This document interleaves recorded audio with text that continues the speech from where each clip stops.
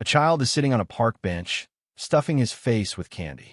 A middle-aged man walks by and says to the boy with disgust, "Boy, you rot your teeth in your mind eating sweets like that." The boy replies, "Well, my grandfather lived to 109. By eating candy like that?" asks the man. "No," says the boy, "by minding his own business." A New York attorney representing a wealthy art collector called and asked to speak to his client. "Saul, I have some good news and I have some bad news." The art collector replied, "I've had an awful day, Jack, so let's hear the good news first." The lawyer said, "Well, I met with your wife today, and she informed me that she has invested only $5,000 in two very nice pictures that she thinks will bring somewhere between $15 and $20 million. And I think she could be right." Saul replied enthusiastically, "Holy cow. Well done. My wife is a brilliant businesswoman, isn't she? You just made my day. Now I know I can handle the bad news." "What is it?" the lawyer replied. "The pictures are of you and your secretary." Two brothers owned neighboring barbershops. One was famous for giving perfect haircuts. The other had recently lost his job and mostly spent his days lounging around the house. One afternoon, the barber tossed his brother the car keys. "Go pick up lunch, and try not to take all day." The lazy brother grumbled, but drove off. A few minutes later, a truck ran a red light and slammed into his car. At the hospital, doctors worked frantically to save him, but his condition was critical. Back at home, the barber had fallen asleep in his chair with his phone on silent. He was awakened by a loud knock at the door. Standing outside was Death himself, holding a long black ledger. Death frowned. "Oh, not again. Not again." "What?" asked the barber. "You two look exactly alike. I almost came for the wrong brother." The barber swallowed hard. "If you made the mistake, give me a chance to save him." Death crossed his arms. "One challenge." The barber smiled. "Let's see who can give the better shave." Death laughed. "You're serious?" 5 minutes later, Death proudly revealed the smoothest skull imaginable. "Your turn." The barber carefully shaved his own face until it was impossibly smooth. Death leaned closer to inspect it and accidentally nicked his own finger on the razor-sharp finish. Death sighed. "You win." He snapped his fingers and disappeared. At that exact moment, the brother woke up in the hospital completely fine. He immediately called home. "They said I was only seconds from dying." The barber laughed. "I believe it. What happened to you today?" The barber smiled. "You could say I gave Death a close shave." Grandma and Grandpa were watching a televised healing service one Sunday afternoon. The pastor looked straight into the camera and said, "If you're believing for healing today, place one hand on your TV and the other on the part of your body that needs God's healing." Grandma smiled, reached out, placed one hand on the TV, and gently rested the other on her aching shoulder. Grandpa slowly stood up. He placed one hand on the TV and the other on his lap. Grandma stared at him for a moment. Then she shook her head and said, "Dear, I think you misunderstood." Grandpa looked confused. "The pastor said to touch what needs healing." Grandma couldn't help laughing. "Yes, but the goal is to heal the sick, not raise the dead." A new patient arrived at the doctor's office for his appointment. After checking into the front desk, a blonde nurse came out, called his name, and led him down the hallway to a small curtained cubicle. She handed him a gown and said, "Please undress. The doctor will be with you shortly." The man looked at her in surprise. "Undress?" he asked. "But I'm only here for an ingrown toenail." The nurse nodded calmly. "I understand, sir, but it's office policy. All patients must undress before seeing the doctor." The man frowned. "That's ridiculous," he complained. "I came in because my toe hurts. Why on earth would I need to take all my clothes off for that?" The nurse simply smiled politely and left him there. The man muttered under his breath as he began removing his jacket and shoes. "This is the stupidest rule I've ever heard," he grumbled. "Making someone undress just to look at a toe." Just then, a tired voice came from the next curtained cubicle. "You think that's bad?" the voice said. The patient paused. The voice continued, "I just came to fix the phones." Johnny sees his daddy's car pass the playground and go into the woods. Curious, he follows the car and sees Daddy and Aunt Jane in a passionate love. Johnny finds this so exciting and can barely contain himself as he runs home and starts to tell his mother excitedly, Mommy, Mommy, I was at the playground and Daddy, and Mommy tells him to slow down. She wants to hear the story. So Johnny tells her, I was at the playground and I saw Daddy's car go into the woods with Aunt Jane. I went back to look and he was giving Aunt Jane a big kiss. Then he helped her take off her shirt. Then Aunt Jane helped Daddy take his pants off. Then Aunt Jane lay down on the seat. Then Daddy. At this point, Mommy cut him off and said, Johnny, this is such an interesting story. Suppose you save the rest of it for supper time. I want to see the look on Daddy's face when you tell it tonight. At the dinner table, Mommy asks Johnny to tell his story.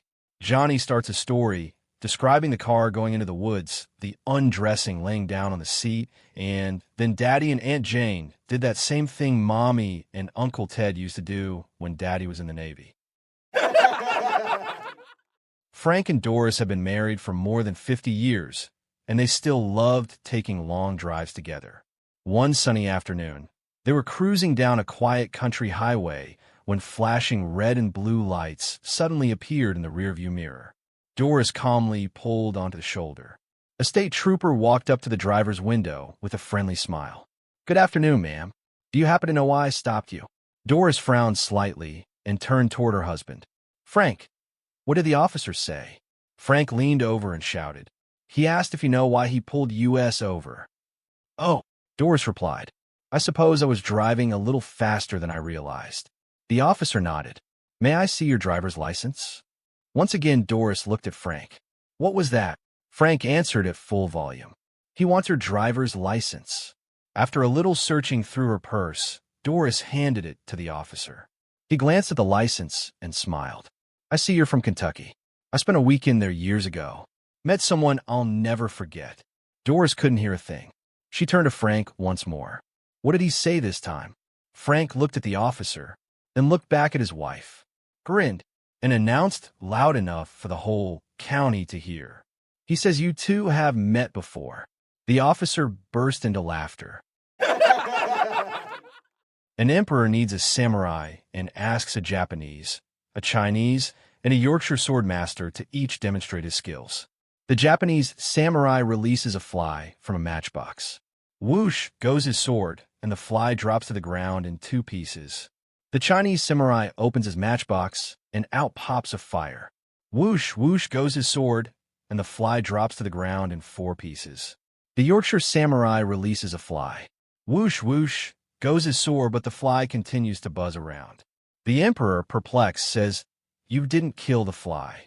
The Yorkshire samurai replies, Right, but he will never mate.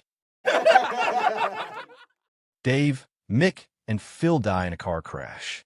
At the pearly gates, they meet St. Peter, who says to them, You can go in, but whatever you do, don't step on a pink cloud. 2 days later, Dave and Mick are walking along, and they see Phil with a really ugly girl. Dave says, What happened, mate? Phil replies, I stepped on a pink cloud. The next day, Mick, Phil, and the ugly girl are walking along, and they see Dave with an even uglier girl. Mick says, What happened to you, mate? Dave replies, I stepped on 2 pink clouds. A few days later, Dave, Phil, and the 2 ugly girls are walking along, and they see Mick with an absolutely drop-dead gorgeous girl. Phil says to Mick, Blimey, mate, what did you do? The gorgeous girl says, I stepped on a pink cloud. A minister dies and is waiting in line at the pearly gates. Ahead of him is a man who's dressed in sunglasses, a loud shirt, leather jacket, and jeans. St. Peter addresses this guy. Who are you, so that I may know whether or not to admit you to the kingdom of heaven? The man replies, I'm Joey Shasta, retired taxi driver. Isn't Peter consulting his list? He smiles and says to the pilot, Take this silken robe and golden staff and enter the kingdom. The driver goes into heaven with his robe and staff. Next, it's the minister's turn. He stands erect and booms out, I'm Joseph Snow, pastor of St. Mary's for the last 43 years. St. Peter consults his list. He says to the minister, Take this cotton robe and wooden staff and enter the kingdom. Just a minute, says the minister. That man was a driver, and he gets a silken robe and golden staff. How can this be? Up here, we work by results, says St. Peter. While you preached, people slept. While he drives, people prayed. A bus full O drives. People had a head-on collision with a truck. When they died, God granted all of them one wish. The first person said, I want to be gorgeous. God snapped his fingers, and it happened. The second person said the same thing, and God did the same thing. This went on and on throughout the group. God noticed the last man in line was laughing hysterically. By the time God got to the last 10 people, the last man was laughing and rolling on the ground. When the man's turn came, he laughed and said, I wish they were all ugly again. Dr. Dave slept with one of his patients and felt guilty all day long. No matter how much he tried to forget about it, he couldn't. The guilt and sense of betrayal was overwhelming. But every once in a while, he'd hear an internal voice that said, Dave, don't worry about it. You aren't the first doctor to sleep with one of their patients, and you won't be the last. And you're single. Let go. But invariably, the other voice would bring him back to reality. But Dave, you're a vet. A guy is reading his paper when his wife walks up behind him and him on the back of the head with a frying pan. He asks, what was that for? She says, I found a piece of paper in your pocket with Betty Sue written on it. He says, geez, honey, remember last week when I went to the track? Betty Sue was the name of the horse I went there to bet on. She shrugs and walks away. 3 days later, he is reading his paper when she walks up behind him and hits him on the back of the head again with the frying pan. He asks, what was that for? She answers, your horse called. After a long day at work, a young woman pulled into her driveway expecting a quiet evening. Instead, she froze. Her front door was wide open. She hurried inside and discovered the house had been turned upside down. Drawers were emptied, cabinets were open, and many of her valuables were gone. Shaking, she immediately called the police. Within minutes, an officer from a nearby K-9 unit arrived, walking toward the house with a well-trained police dog at his side. The woman stepped onto the porch, looked at the officer, then glanced at the dog. She let out a deep sigh, sat down on the front steps, buried her face in her hands, and muttered, This has got to be my luck. The officer asked, Ma'am, what's wrong? She looked up and replied, Someone breaks into my house, steals everything I own, and the first thing they do is send me a police officer who needs a guide dog. The officer couldn't help but laugh before explaining, Don't worry, ma'am. The dog's here to help me find the burglar, not to help me find my way around. Needless to say, she turned bright red the moment she realized her mistake. It was another busy morning on the Carter family farm. Ben had a long list of errands waiting for him in town, but before leaving, he stopped to talk with his wife, Martha.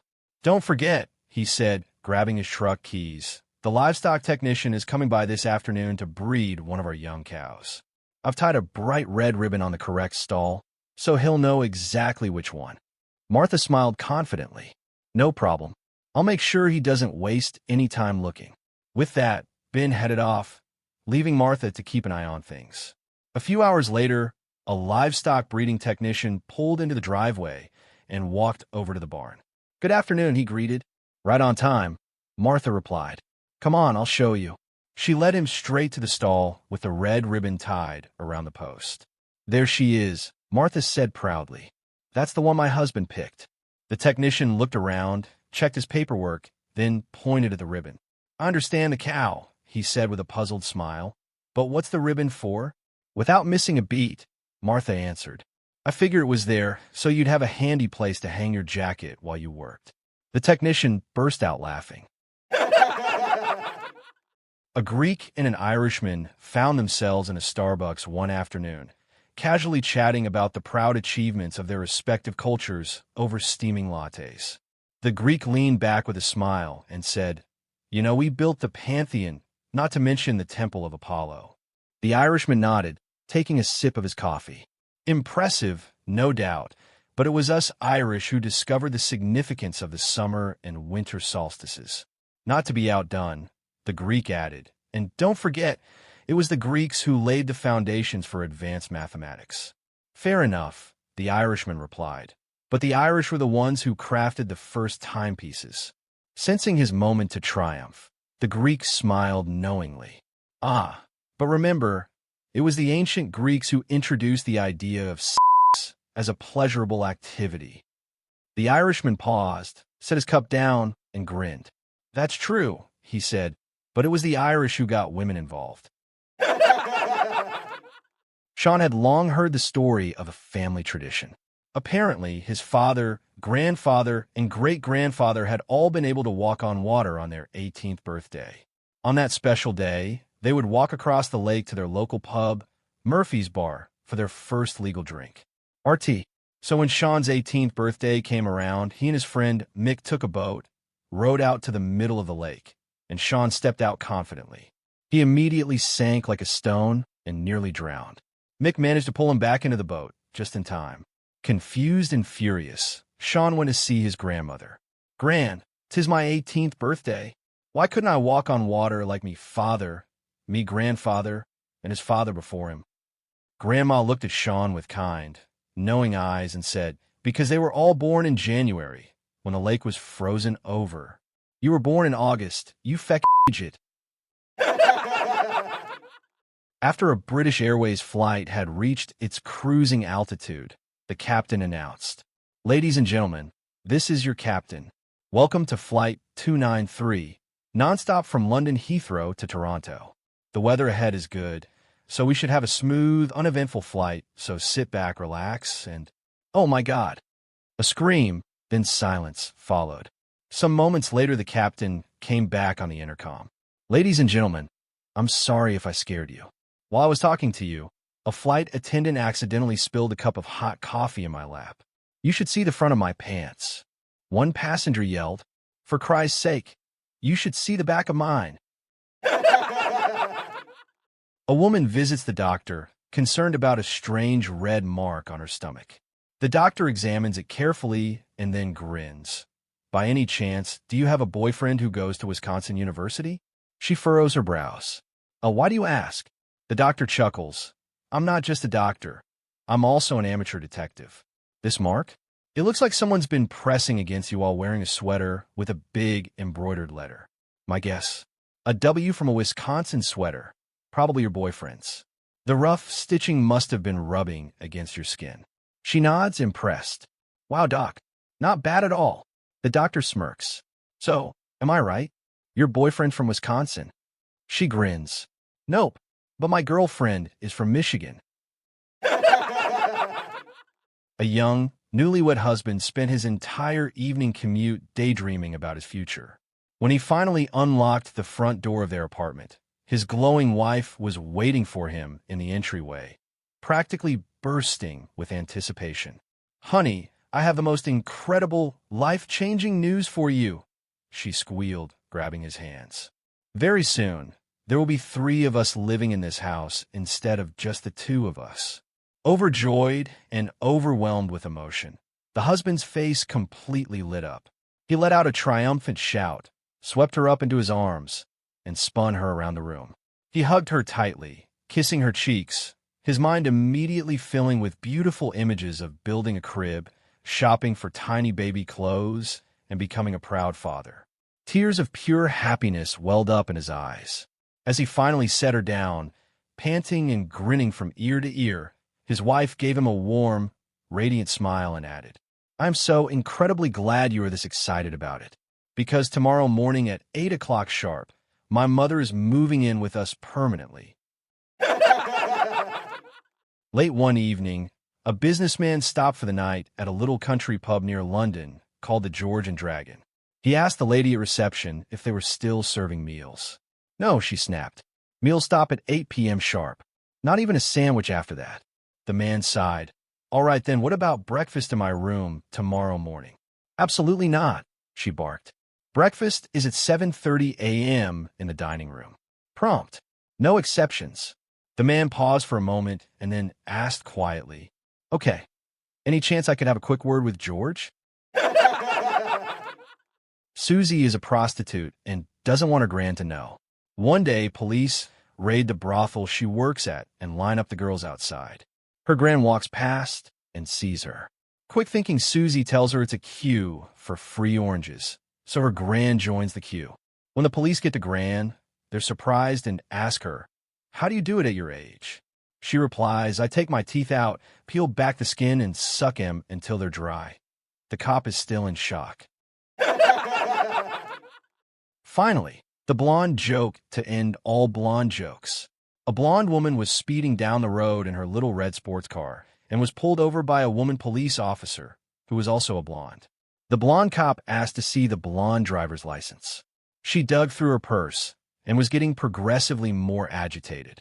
"What does it look like?" she finally asked. The policewoman replied, "It's square, and it has your picture on it." "Has your picture on it." The driver finally found a square mirror in her purse, looked at it, and handed it to the policewoman. "Here it is," she said. The blonde officer looked at the mirror, then handed it back, saying, "Okay, you can go. I didn't realize you were a cop." A group of 4-year-olds was trying hard to get used to school. The biggest challenge? The teacher insisted on baby talk. "You need to use big people words," she reminded them. "John, what did you do over the weekend?" "I went to visit my Nana." "No, you went to visit your grandmother. Use big people words." Then she asked Mitchell, "I took a ride on a choo-choo." "No, you took a ride on a train. Use big people words." Then she asked little Johnny. "I read a book," he said. "That's wonderful. What book did you read?" Johnny thought very hard, puffed out his chest, and proudly said, "Winnie the